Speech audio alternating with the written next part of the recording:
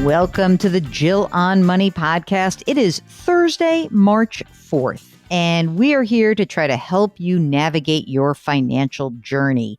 If you've got a question that's bugging you or just a general, maybe a comment about things going on, a lot of chatter about stimulus, etc., shoot us a note. Our email address is askjill@jillonmoney.com.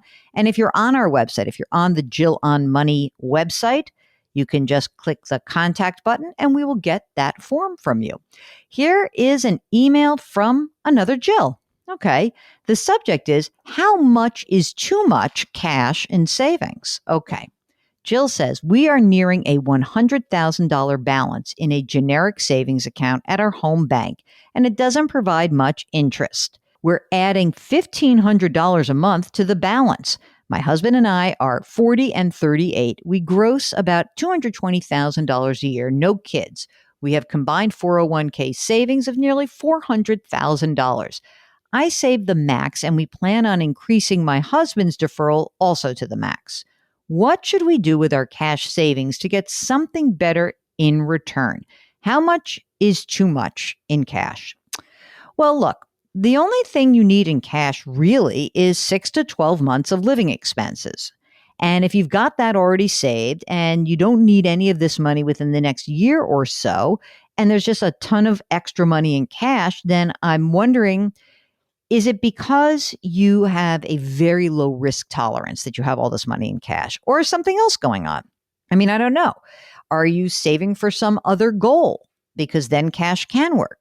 But let's presume that, I'm going to just make this up. Let's presume that out of that 100, you really only need 50 grand. That's your emergency reserve. What should you do with the balance? I would open a non-retirement investment account. I would do that at any of the usual suspects. And the usual suspects are the ones that you hear me talking about all the time. What are those? Those are Vanguard, Fidelity, Charles Schwab, TD Ameritrade, T. Rowe Price, any place that you can find a low-cost index fund world. That would be the place to go. Now, if you're just really wimpy and you're freaking out and you really just want to have extra cash, you can always go to depositaccounts.com. That's an aggregation site that will help you navigate the different options for cash and CDs, etc. So I hope that helps, Jill. Thank you very much for writing in. We just love that.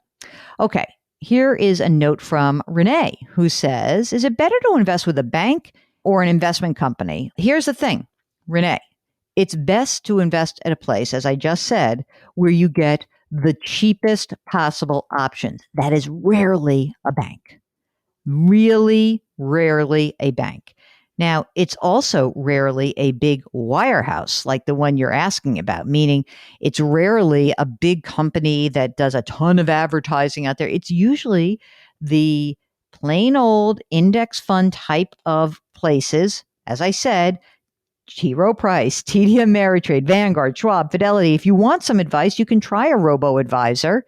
The sponsor of our radio show, our sister broadcast, is Facet Wealth. You might want to check that out if you want advice, but you can also check out Betterment, Wealthfront, Vanguard Personal Service Advisor, Schwab Intelligent Portfolio, all these places.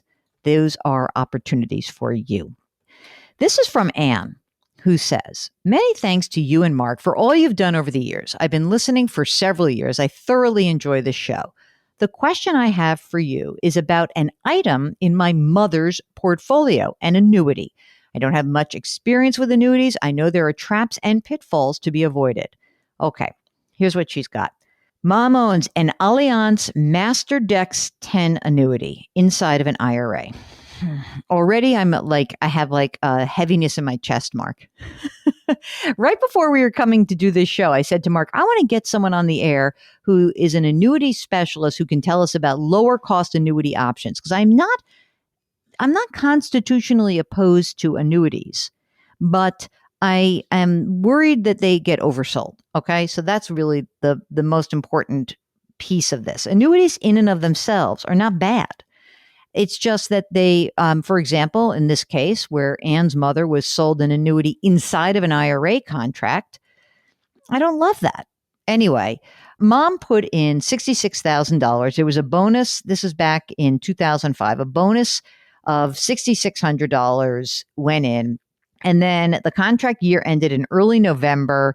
She said when she looked at this contract, she found out that essentially there are monthly caps, et cetera. But the bottom line is that she didn't think that there was as much money in there as she thought should be there. Okay. She says there's three options. Keep the product as is and take the required minimum distributions for this year. Take a cash payout as a transfer to another IRA or start the annuitization. Am I right to conclude that annuitizing would be the best option to increase income from this account? Am I missing anything? All right. Mom's 86. She's got IRAs of $321,000, including this annuity. She also gets Social Security and investment income from a trust from her dad.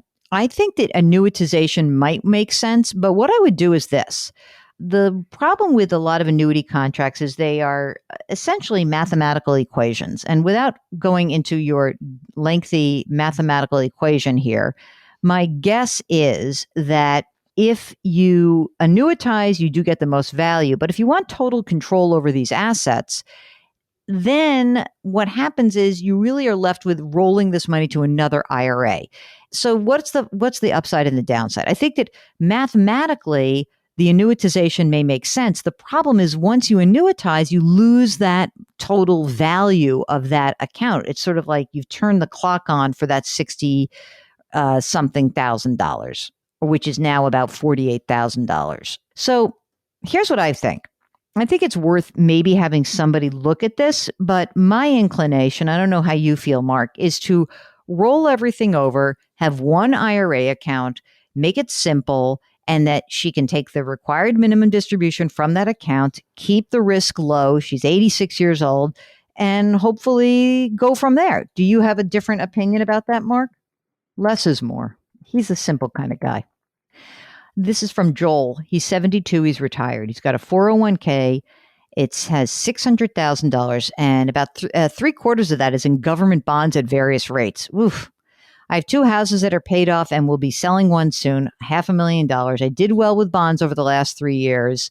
I'm starting to lose that money now with rates rising. So basically, what should he do next? I don't think look, I don't know why you have 75% in government bonds. I wouldn't be very interested in owning that much in government bonds right now. I would be looking at this total portfolio, which will be $1.1 million, and creating a game plan. I'm not into guessing which asset class is going to do the best. I'm into figuring out what is it that you need from this portfolio, what does it need to generate, and then allocate accordingly. Okay? All right. I'm just going to this one because this is interesting. The subject is numbers, meanings. Okay, here's a question from Jack. He wants to know, I think this is about the stimulus plan.